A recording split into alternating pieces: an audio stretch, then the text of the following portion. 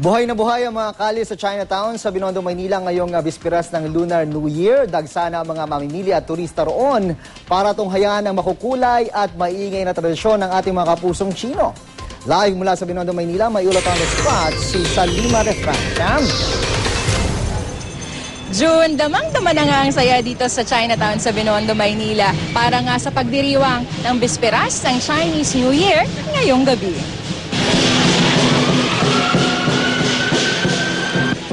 Kabi-kabila na mga parada sa Binondo para sa pagsalubong sa Lunar New Year mamayang gabi. Ang pagpasok ng Year of the Water Snake, malugod ng sinasalubong ng mga kapuso nating Filipino-Chinese. Hindi na nga mabilang ang dami ng mga dragon at lion dancers na sunod-sunod ng sumasayaw sa kahabaan ng Ongpin Street. Paniwala kasi ng mga Chinese, itinataboy ng ritual ng dragon at lion dance sa mga masasamang espiritu at nagpapasok ng swerte sa bagong taon. Kaya naman maging ang mga kababayan natin mga Pilipino, dumayo na rin dito sa Binondo para makisaya. Ang karamihan bit-bit pa ang kanilang mga anak.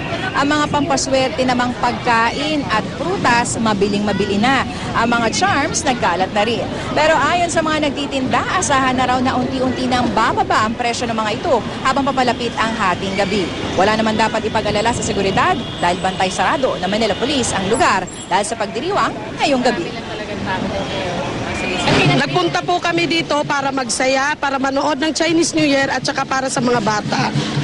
Namimili po ako ng pampaswerte po, katulad po ng gabi, mga pampalapit po sa pinto. Bakit? Sabi po nila swerte daw po yan pampaswerte daw po sa pamilya. Sa ngayon, mas mura ngayon kasi patapos na yung Chinese New Year kasi para maubos na yung paninda namin. June, dito talaga nga sa kalye ng Ongpin Sumesentro, ang dami ng tao. Kahit kasi tanghali, mabigat na ang daloy ng trapiko. Inaabisuhan na ngayon ang ating mga kapuso na maglakad na lamang kung may bibilin dito sa Ongpin Street. Iba't ibang aktibidad din ang nakahanay mula ngayong hapon hanggang bukas para nga sa pagdiriwang ng Chinese New Year.